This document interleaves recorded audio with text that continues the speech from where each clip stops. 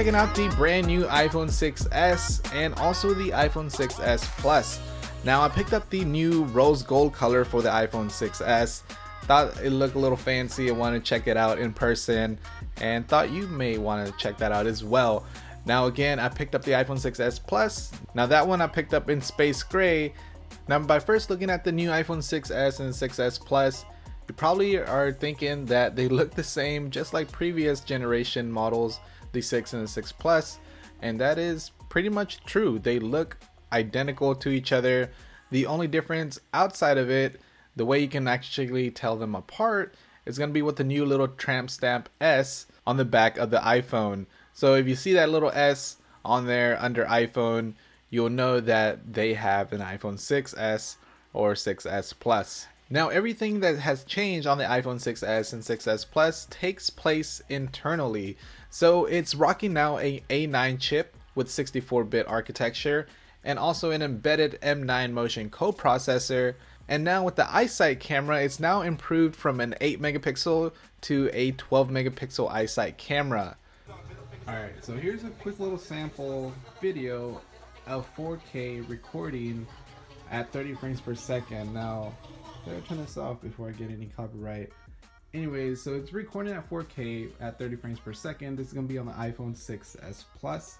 Now, one of the key differences between the 6s Plus and the 6s is, once again, like last year's model on the camera, is the fact that the 6s Plus has OIS, aka optical image stabilization, whereas to the iPhone 6s or the iPhone 6 last year had digital image stabilization, basically meaning with optical it's a lot better because it will give you more of a stabilized shot and video when you're shooting either photos or video.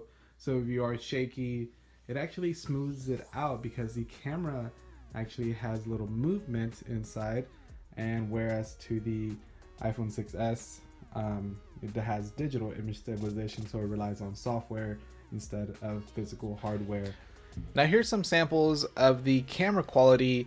Now I want to get more of a hands-on with this, so do stay tuned for a future video covering the camera. Here's some little low light tests and stuff, but like I said, stay tuned for a future video on the cameras. Now another change is going to be the front-facing camera. Now the 6s and 6s Plus now has an improved 5 megapixel camera on the front. So it's gone from a 1.2 up to a 5 megapixel. So for those of you who love taking selfies, keep your selfie game strong. Okay, so this is going to be a video sample of the front-facing camera. Again, this is going to be on the iPhone 6s Plus. Now the 6s and the 6s Plus share the same front-facing camera. It's going to be a 5 megapixel camera. So yeah, you're going to have your selfie game strong if you want to take those selfies, or if you're on Snapchat and stuff. You have a better front-facing camera now on the iPhone 6s and the 6s Plus. And speaking about Snapchat, go ahead and follow me. I'll leave a link down below, or my username, or you can just simply click right here or put your Snapchat camera on there. But anyways, quick little test of the front-facing camera, and yeah, what do you think? Good? Bad? I don't know. Let me know in the comments below.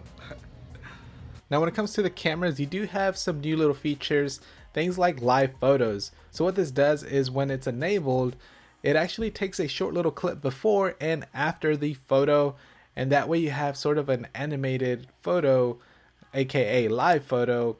When you go ahead and view it, play it back, you simply hard press on it and then it'll go ahead and play that short little video clip. Now you can also set that as a lock screen and then it'll be animated, which is pretty cool. And also with the front-facing camera and using the ambient sensor, it actually projects a flash when taking a selfie.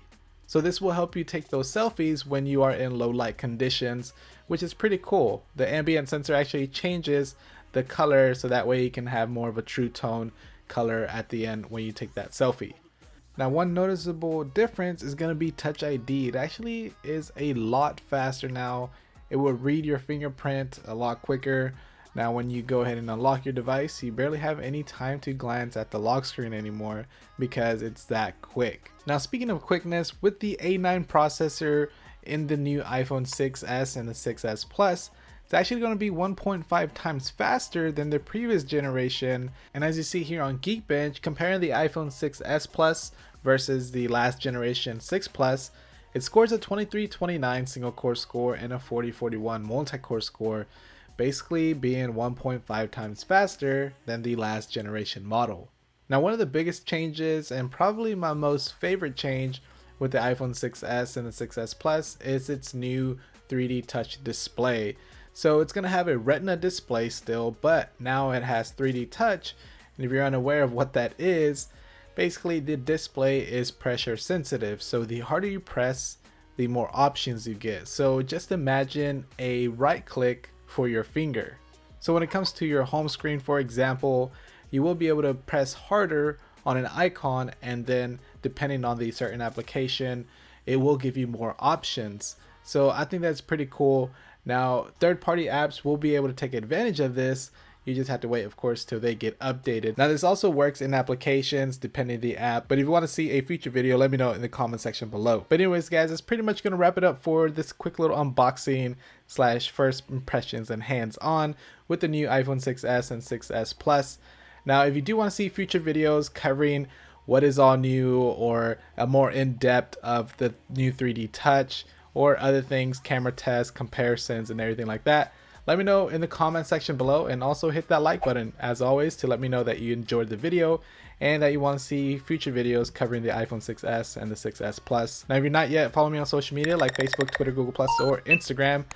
All my links are down below in the description. And also, if you feel like being awesome, go ahead and hit that subscribe button. That way you'll be notified when I come out with all of my future videos, and also when I go ahead and post my review of my final thoughts of the iPhone 6s and the 6s Plus. And again, let me know in the comment section below of what you like to see covered with the iPhone 6s and the 6s Plus. Do you want to see a comparison with other devices, or a camera test comparison? Let me know in the comments below. Also, let me know, did you pick up the iPhone 6s, or will you be picking up the iPhone 6s?